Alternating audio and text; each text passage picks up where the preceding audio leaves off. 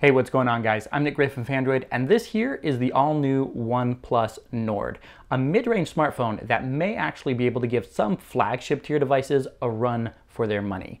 Now, the main reason for that is the price of this device, starting at €400 with 8 gigabytes of RAM and 128 gigabytes of storage. Or if you really want to bump things up just a little bit, you can go to the €500 model that has 12 gigabytes of RAM and 256 gigabytes of storage, something that's really unheard of for a mid-range smartphone these days.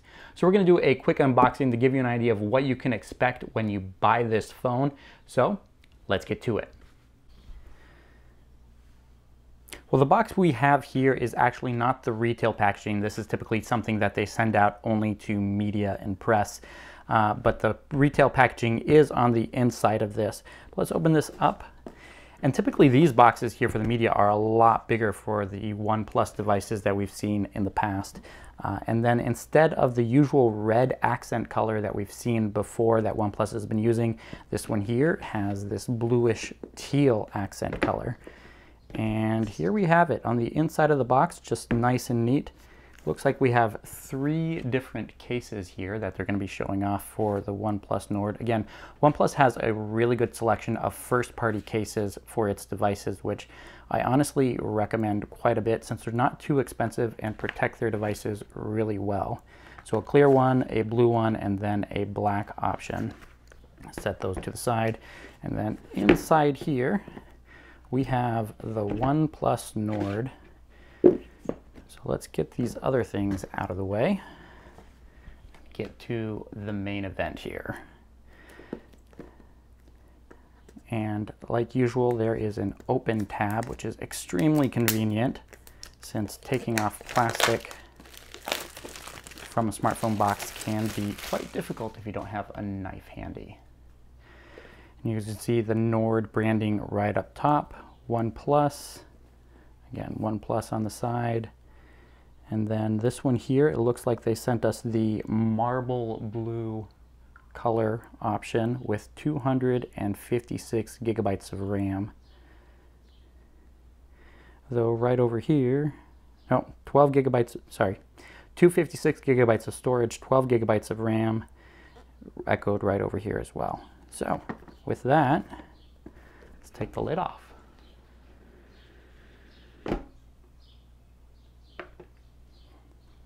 And the phone just sitting right up top. This way, Nord. And for those who aren't familiar, Nord is a European word, Italian, and a couple other languages for meaning north or true north. And OnePlus is saying they're getting back to their roots as to what they thought at the beginning with a flagship tier device that's really affordable. This one coming in right under $500. So let's set that aside for a second and jump into the box to see what else is inside.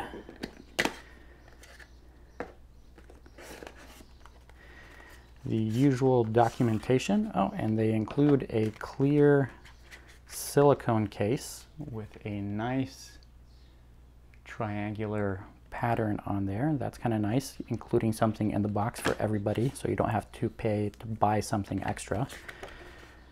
A little bit of story about the OnePlus Nord from the team if you want to read that. And then jumping in here, a handful of stickers, OnePlus Nord, quick start guide, safety information, highest SAR value. And stick those to the side. And this one here is going to be a European plug, but this one is going to be able to charge at 30 watts, just like the other OnePlus devices that we've seen released this year. Again, the red accented cable to go along with it. It would have been nice if they were changing the accent color from red to blue, if the cable would have been that as well, but maybe not this time around. So we're going to move all of these to the side again and take a look at the phone itself. Of course, peeling off the plastic.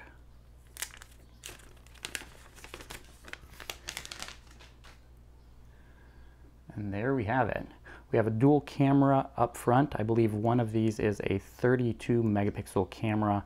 The other one is an ultra wide camera, which is probably about 108 degrees, which is really nice. I really miss the ultra wide camera that Google introduced on the Pixel 3. Ever since I've moved away from that phone, I've really regretted it, just because that ultra wide camera is not there to fit in other people in your shots when you're taking selfies or trying to fit in the background as well. But we have a quad camera set up on the back of this phone, the same sensor that OnePlus used on the OnePlus 8 and last year's OnePlus 7T. So you do get technically a flagship tier camera on this device. You get an ultra wide and then a macro camera and then a depth sensor as well. And I'm really loving this blue color here on the back of the phone. There is a little bit of a shimmer, not sure if you can see there in the camera, but a little bit of a golden shimmer if the light hits it just right. But let's go ahead and turn this on, if it will, and walk you through the setup process. And as far as other specifications go, you do get an in-display fingerprint sensor, just like you do on the most recent OnePlus devices. So there's no fingerprint sensor on the back. This does come up throughout the setup process, allowing you to put in your biometric information. It does feel quite responsive, though I've already had a couple misimprints just while setting this up, so it'll wait to see how accurate it actually is after using it for a couple days. And then for the battery, you get 4100 milliamp hour battery on the inside. Unfortunately, there is no wireless charging. Again, this isn't something that we were expecting on this device, since it is roughly a $500 smartphone. But you know, there are other devices on the market at this price point that do include it, so it would have been nice to see to differentiate this from some of the mid-range or some of the flagship smartphones that cost a whole lot more, to give one of those features, a flagship feature, to a mid-range device like this one. And then to finish the setup process, we can choose the different font. We'll go for the OnePlus Slate font, and then being able to choose between on-screen navigation or gesture control. And then it walks you through back, home, recents, swipe in from the right, swipe in from the bottom, or swipe and hold from the bottom. So here we need to practice. Congratulations, I can do it. Well done. Setup complete. And that brings us to the home screen of the OnePlus Nord.